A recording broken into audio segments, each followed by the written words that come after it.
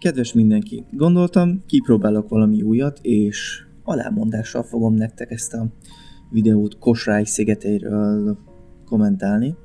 Ahogy a helyiek nevezik, Kosrály szigetéről kommentálni. Mindig is szerettem új dolgokkal kísérletezni, kíváncsi vagyok, hogy fog sikerülni. Szóval Nena barátom, aki egyébként egy tradicionális vezető is, meghívott magához, hogy egy tradicionális vacsorára legyek vendég. Elég sokat beszélgettünk erről, és mondtam neki, hogy mennyire szeretek sütni, főzni, ezért úgy hívott meg, hogy akkor részt is vehetek magában a vacsora elkészítésben. Úgyhogy egyik délután elindultunk, összepakolta a kisebb családot, amilyen talán 10 fő lehetett, mindenféle rokonság nélkül, és elmentünk a házához kora délután. Szóval itt éppen Sanyi bácsi, mert ugye minden településen kell lennie egy Sanyi bácsinak, tudjátok, egy öregnek, aki félig alkesz, és igazából hihetetlen jó sztoriai vannak, meg nagyon kedves emberke. Ő segített elkészíteni a tűzhelyet. Először ilyen használt kókuszdió háncsokat, meg egyébként a kibelezett kókuszdiót is itt összedobálják a közepére. Közben a tűzhelyet körbe rakták folyami kövekkel, ahogy megtudtam, ez egy helyi folyóból származik, a lávakövet valamiért nem szeretik. Ebből a folyóból tudnak olyan köveket összeszedni, ami többszöri hevítés után sem porlad szét, és ezért ez ilyen különleges értékben tartott kő, és ez hozzátartozik a férfivá váláshoz, hogy a tűzhelyethez összeszerel a köveket magadnak a folyóból. Aztán, hogyha a háncsokat összepakolták, akkor tesznek rá egy kis kerozint, mert itt ugye ezt gyakran használják a különböző ilyen kültéri főzőkhöz. Miután megvoltak kerozinnal dúsított kókuszháncsnak a begyújtása, utána fából kupacokat pakolnak rá, a fát pedig a környező erdőből szokták általában összegyűjteni és a ház mellett kiszárítani, kb. Úgy, ahogy otthon. Itt éppen azt látjuk, ahogy Nena barátom a hard taró, tehát a kemény tarót, ami nagyon kemény gyökér, de az egyik étel fő alapanyag, ezt egy fahusánggal, egy famacsétével szétdarabolja, azért, hogy ne vágja szét a kezét, meg állítólag kevésbé színeződik el, hogyha ezt a famacsétét használja hozzá. És miután ez megvan, ott a sarokban látható reszelővel fogja majd lereszelni a dolgot. A tarónak két fajtája van, a soft és a hard taró. A puha taró az inkább egy gyökér, könnyen gyorsan összezúzható, pépes valami, a kemény taró pedig le kell reszelni, és kicsit ilyen faháncs jellegű, olyan, mint egy szállított kókuszdió végeredménye. Azt egyébként érdemes megemlíteni, hogy a főzés folyamán az egyik oldalon a férfiak dolgoznak, a másik oldalon pedig a nők. És mind a két csapatnak megvan a saját önálló feladat. A hölgyek ők leginkább a banánt pépesítik, és az ilyen krémes, pépes dolgokat csinálják, míg a férfiak a tüzet rakják, és a kemény tarót reszelik le. Itt azt láthatjátok, ahogy a hölgyek éppen a banánpépet csinálják. A kezében az a tradicionális ilyen törőmorzsoló fa tárgy, ami a nemzeti zászlajukon is rajta van a Kosrály szigetéről származóknak. Különböző típusú banánokat törnek össze egyébként itt a pépben, van amelyik édesebb, van amelyik pedig állagot javít. Közben a fiatal srácok pedig a kókuszt háncsolják le. Kétféle kókusz van itt a helyiek szerint, az egyik az a friss kókusz, a fiatal, a másik pedig az öreg. A friss az kókusznak nevezik, az öreget pedig koprának, K-O-P-R-A. Koprának, amit itt láttok, ez a koprának a megpucolása. Annyi, hogy a koprában felszívódott már valamennyire a folyadék a belsejében, tehát nincs benne kókusztej, viszont nagyon érdekes összeállt a húsa, és igazából ez lesz majd, amit kikaparnak és hozzá fognak adni a banánhoz. Ezzel fogják azt a pépet összekeverni, és ez lesz az egyik a kenyér helyett, ezt fogják majd megsütni itt a helyiek. Miután megvolt a kókusznak a félbevágása, itt a férfiaknak a munkája véget ér, és jön azt szerintem sokkal kegyetlenebb a női meló, amikor egy ilyen kaparó székre leülve kikaparják ennek az öreg kókuszdiónak a belsejét, és ezáltal egyben összemorzsolják is. És itt éppen a tulajlányát láthatjátok, ahogy nekem szemléltetik, hogy történik ez a kókuszkaparás.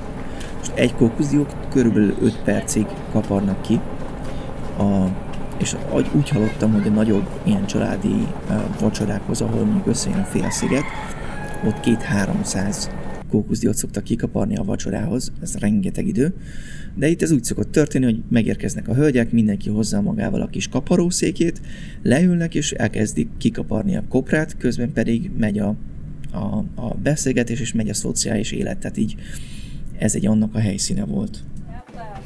De a barátom, ő éppen a lereszelt kemény tarót önti ki ide a hölgyeknek, amit majd ők a kopra reszelékkel és a banánnal így össze katyfaszolnak, és ebből egy elég érdekes, ilyen kemény, már-már tészta jellegű valami jön ki, amit majd utána meg fogunk sütni, és ez lesz a kenyérpótló kajához. Picit édes, hihetetlen mód finom, és még egészségesebb, ugye. Közben Sanyi bácsi egy-két pohár bor után elment levelet vadászni.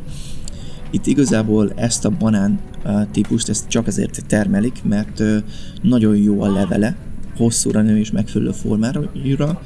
Közben az ifjonc helyi erő pedig, hát ezt nem tudom, hogy lehet ezt ebben mondani, éppen a csirkéket nyugatják ki, elég egyedi módszerrel, konkrétan, mint a parityát megpörgetik a csirkét a nyaknál fogva. Gondolom nem kell kommentálnom, hogy itt éppen a csirkét forrázzák le, hogy utána meg legyen tisztítva.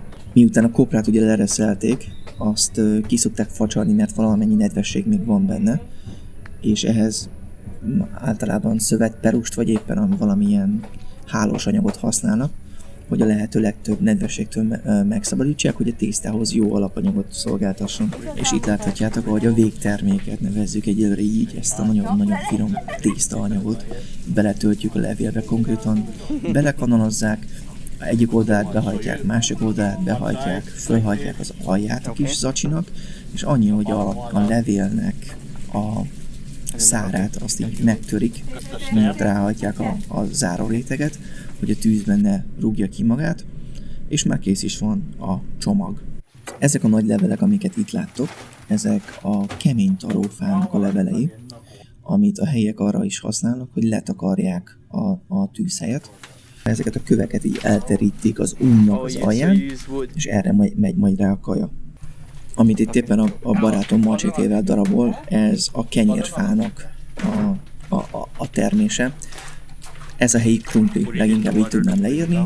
Félbevágják, vagy esetleg fölharmadolják, és talán alufóliába is belecsomagolják, vagy levélbe, és úgy megsütik egy olyan 20 perc, 30 perc alatt a tűzhelyen. Szóval miután megvolt a köveknek az eloszlatása, a parázsra először talán nevezzük kenyérgyümölcsnek ezt a helyi krumplit, a héjával lefelé rárakják a tűzre. Miután ez megvolt, utána köré pakolják azokat a levélbe csomagolt tésztát, nevezzük így, amit elkészítettünk, amit mutogattam, és végül pedig alufóliába csomagolt hal, rák, meg a csirke is így simán rákerül a tűzhelyre, aztán letakarják először a friss levelekkel, és utána a használt levelekkel, elnézést, ezt először rosszul mondtam. Miután eltelt a fél óra, kb. Amíg megsült minden, fél óra 40 perc, amit természetesen borozással és sztorizgatással töltöttünk, utána az unnyól leszedegetjük a leveleket, hozzátérünk a fincsiséghez, végül pedig a kaját vadásszuk le. Ahogy látjátok, ennek a kenyérgyümölcsnek igazából azt a részét, amit megégetett a tűz, vagy ami jobban megsült, azt így finoman leszokták vágni, a közepét, ami nem magház, de ehetetlen, azt kivágják, és van, aki megeszi a héját, nekem annyira nem ízlett, úgyhogy én kiszoktam az egészet vágni a héjából, és úgy fogyasztom el köretként. Érdekesség, hogy a helyiek, amikor látogatni mennek mondjuk az USA-ban élő rokonokhoz, jellemzően két dolgot visznek magukkal ajándékba. Az egyik az a kemény taró, a másik pedig ez a kenyérgyümölcs. Ez így kb. Az én adagom is volt, amit láttok, a nagy halomrák és mellé ez a finomság. Összességében ez egy fantasztikus élmény volt részt venni és látni, hogy a helyiek hogy készítenek egy tradicionális helyi vacsorát. Azon kívül, hogy marha egészséges és nagyon-nagyon finom volt, kicsit úgy éreztem, hogy részese lehetem ennek az egész családi programnak, és ez nekem nagyon-nagyon bejött. Igazából Kosrály-szigetén sok minden nem történt velem, azon kívül, hogy dolgoztam, de talán ez a családi vacsora, ez volt az, ami a lehető legtöbbet adott, és ez egy olyan élmény, amit örökké hordozni fogok magammal. Marha jól éreztem magamat, és remélem, hogy lesz még lehetőség ilyenben részt venni.